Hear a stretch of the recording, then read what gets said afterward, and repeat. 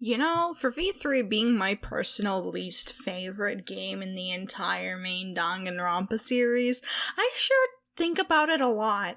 Hello all, my name's Frey, and as you can probably tell from the title of this video, which I actually haven't decided yet, it's probably going to be something along the lines of on the topic of Korekiyo Shinguuji or something like that. I'm going to be talking about Korekiyo today. You may also be wondering why I have a speed paint of Tenko going in the background instead of something, more along the lines of Korekiyo, but bear with me, I promise it's relevant. As a warning, this video will be containing spoilers up to and all the way through Danganronpa V3's Chapter 3, and may contain spoilers for the rest of the game as well, so proceed with caution. In fandom today, Korekiyo is one of the, I believe, the most either loved or hated characters in the Danganronpa V3 fandom for a variety of reasons that are probably obvious as soon as you play the game. The people who dislike Korekiyo, I believe, are pretty rational and justified in their opinion. I mean, the man was a serial killer and in an ancestral relationship with his sister, so I don't know of anyone who wasn't uncomfortable when they first, encountered that reveal. But there are people who just hate Korekiyo with a passion, calling his entire character boring, or a bland attention grab, or even wishing he was removed from the game entirely. I mean, I don't blame them, since there are some characters I wish were removed from Danganronpa V3, the Monokubs, but, to each their own. Now, as for the people who like Korekiyo, these are the types of people that I've noticed are the ones who most undoubtedly played all of Korekiyo's free time events. They do a lot of analysis into every single piece of dialogue that Korekiyo has ever given, and they use it to prove that Korekiyo is not just a incest-having serial killer, but in fact a victim of familial abuse. And then the hardcore stans use this to somehow prove that Korekiyo is not at fault for any of the things he's done. Which is just, that's just not true.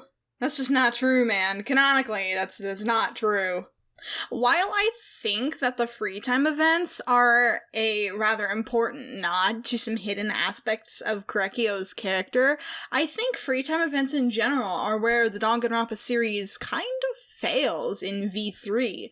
A lot of the characters' hidden personality traits, or backstory, or depth, or something that would render the character more important and interesting to the player are just hidden away in these free time events. Personally, I never played any of Korekiyo's free time events when I first played through Danganronpa V3. I just went through Chapter 3 not even knowing who Korekiyo was, or what his motivations were, aside from he was a little too obsessed with anthropology and occult stuff. Now, I'm not the smartest cookie on the planet, so I wasn't exactly expecting Korekiyo to be the killer, but I thought, through the trial, that there would be some sort of explanation in the end. Korekiyo kind of seemed like a cop-out. I was like, oh sure, the creepy anthropologist dude committed the murder. There's gotta be some sort of twist here. He had to have a reason. And then Danganronpa pulled their good old, oh, he's just an incest man. And I was uncomfortable and disappointed. Very disappointed. Because without the context of the free time events, you just think Korekiyo's kind of bonkers. And I think a lot of players felt that way as well. You have a certain number of free time events that you have to choose to spend with certain people, and if you want to get the lore behind certain characters on your first playthrough, you have to pour all those free time events into a single character, and you have to bet that they won't die before the end.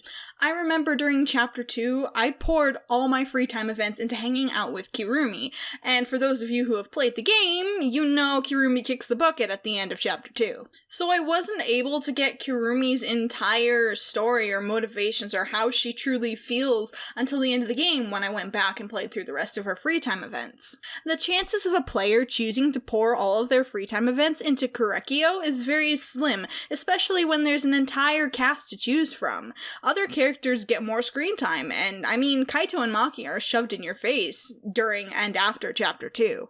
So when diehard Korekiyo stans are like, oh, you didn't like Korekiyo, you must have just not done his free time events. How can you reasonably expect someone to do Korekiyo's free time events during the course of the game?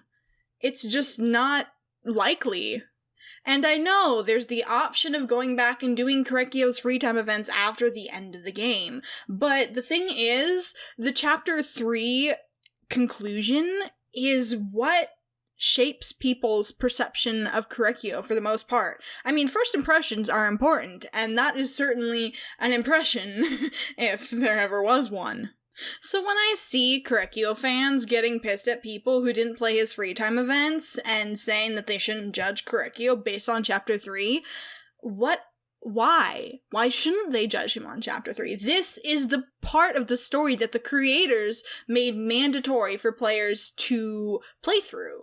The creators prioritized the dramatic reveal of Korekiyo and his sister over the depth of their relationship. Which is why I personally am in the disliking Korekiyo camp. Now hold your horses. Hold your horses. I have more to say. I promise. As presented in canon, with the information given to us within the main story, not including the free time events, I don't think Korekiyo is a very strong character.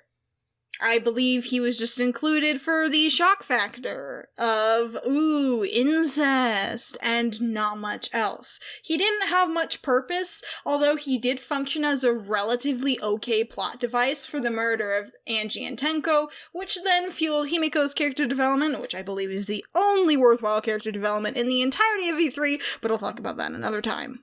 I believe Korekiyo had a lot of missed potential as a killer that we could have sympathized with. By not including the free time events in the main course of the story, we lose all sympathy for Korekiyo, or at least most people do, if they haven't played the free time events, etc.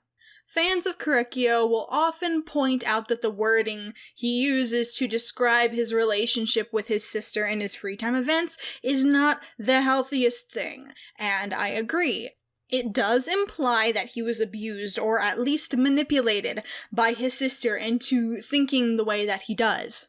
But the problem with Chapter 3 and the trial in general is that we never touch upon any of that. Korekiyo just talks about his sister and has this weird, not quite DID switch with her when he wears lipstick as another shock factor thing. And also talks about her in a very, very creepy way, which is just bad writing and relies upon outdated and harmful stereotypes to invoke an element of horror, but I believe that's been talked about so much at this point that we all know it's bad. We just all know. We all know. So I'll move on. In every Danganronpa game, there is at least one murderer that does have the motivation of, oh, I'm just bonkers, or I am just evil for this particular reason. In Danganronpa 1, you have Celestia Lunenburg, who commits murder solely to fulfill her fantasy of having money so that she can build this mansion filled with butlers who will service her at every moment of the day. In Danganronpa 2, you have Mikan, who suddenly goes insane and commits murder because she has the despair disease. And then in V3, you have Korekiyo, who is a serial killer and kills women to appease his dead sister. But the difference between Celestia and Mikan and then Korekiyo is, I think, very different. Celestia's lack of humanity is very important to the narrative of Danganronpa 1 as a whole. I think it's very human of Celestia to have this fantasy that she wants to fulfill and will do anything to get to it. It plays well into the theme of Danganronpa 1, where all of the murders are things that are very dark and human of the characters to do. It's the reason why the killing game existed in the first place. Junko is broadcasting this to the world, proving that even the hope of humanity can commit these atrocities because they're only human, and they can succumb to despair. With Mikan, she remembers her past as a remnant of despair, and then out of that despair, commits murder. In a way, it continues the narrative that despair can do awful, awful things to human beings. And while it's not the greatest arc that ever could have been for Mikan's character, in my opinion, it's a rather satisfying ending to who she was. And although it doesn't make sense immediately upon the conclusion of Chapter 3, the game does eventually resolve your qualms about it in Chapters 5 and 6 when you learn about the remnants of despair and who they were and why. With Korekiyo, however, he doesn't really fit into the story of V3, plot or thematically. He is a character who has these motivations that existed before the killing game. It's not him being forced into the killing game and committing this atrocity because of despair, or hidden memories of a horrible person that he once was. No, it's just he's a serial killer because he's cuckoo for his sister, which is just an attention grab. I feel like it's a cop-out, which I guess it could make sense if you go by the fact that, oh, V3 is just a TV show, of course they're gonna have stupid cop-outs like that. Stop getting meta. It's just bad writing.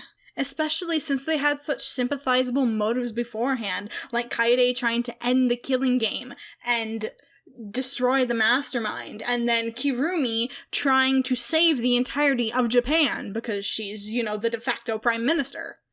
I feel like if V3 wanted to do something more with Korekiyo's character, they very well could have. They very well could have made him a sympathizable character by just pushing the abuse narrative a little bit more. A little bit more. Just let us know that Korekiyo is thinking this way because he was abused by his sister. And not in the free time events where you have to go looking for it in order to even understand it. If Korekiyo just behaved even a little more reserved or scared of his sister, then I believe that this narrative of Korekiyo being an abuse victim and committing these atrocities because he's scared or because he has this attachment to his sister who has an effect on him, even though she's long dead, we would have sympathized with him a little bit more. We wouldn't have excused his actions, but we would have sympathized with him. Take Mondo from the first Danganronpa game, for example. He did a horrible thing by murdering Chihiro in cold blood, but we figure out that he did what he did because of his dead brother, Daya, and therefore we sympathize with him. We don't excuse the murder of Chihiro because that's an atrocity that it can never be taken back. Same with Korekiyo. He committed this atrocity of murdering both Tenko and Angie in cold blood, and that is an atrocity that can never be taken back. But knowing the reason behind a character's actions can make you sympathize with them and understand where they're coming from as a person, as a character, a lot more. So, what should have been done? Well, I'm of the opinion that V3 made a lot of very bad writing decisions, and so I like to think of what could have been a lot in my free time. I think the motive videos in Chapter 2 were a rather missed opportunity to talk about Korekiyo's past. Korekiyo's motive video would have had references to his sister, if not been entirely about her. And since they did something different with the motive videos this time, that is, other people having these motive videos and discovering what other people's motivations were, I feel like it was a missed opportunity for people to discover secrets about each other. After all, Kokichi discovered that Maki was, in fact, the ultimate assassin because of these motive videos, but it didn't have anything to do with the actual murder itself. Aside from Kirumi viewing her own motive video and then deciding to commit murder, but that's just a rehash of what happened to Sayaka in Danganronpa 1. No, I'm thinking of something else. Someone discovering a motive video that belonged to another person, and then deciding to commit murder not because of their own motive video, but because of the motive video of someone else that they saw. Now, who of the entire Danganronpa cast who is still alive by Chapter 2 hates men and automatically assumes that they're disgusting predatory perverts in any relationship that they so pursue? I'll give you one guess. I feel like there's a real missed opportunity for Korekiyo and Tenko to butt heads, especially since they're so opposite of one another. Korekio's in this abusive in nature relationship with his sister, while Tenko harbors radical feminist ideals of men being terrible and women having done no wrong. If Tenko viewed Korekiyo's motive video, what are the odds that Tenko would assume that Korekiyo is some degenerate pervert abusing his sister rather than the other way around? And then if that happened, what do you think would happen if Tenko decided to confront Korekiyo about the contents of his motive video? Would Korekiyo have a good enough excuse for her to lay off? Would Tenko be unconvinced and decide to enact justice upon Korekiyo by taking his life? Or would Korekiyo, scared and traumatized, go after Tenko in order to keep his secret? I think that would be a much more sensible reason for Korekiyo to commit murder on Tenko or another member of the cast rather than, oh, I'm sending friends to my dead sister in heaven. Let me know what you think in the comments below. Is my theory full of crap? Do you think it's interesting? Do you think that Korekiyo's character as it was in V3 was perfect? Do you think I'm wrong? Do you agree with everything I've said? Let me know. And if you'd like to see more videos like this, more what-if scenarios, more analysis on characters, more theory videos, etc., let me know in the comments below. I thought this was really fun to do, and I'd love to do it again. Thanks for watching, and I'll see you all some other time.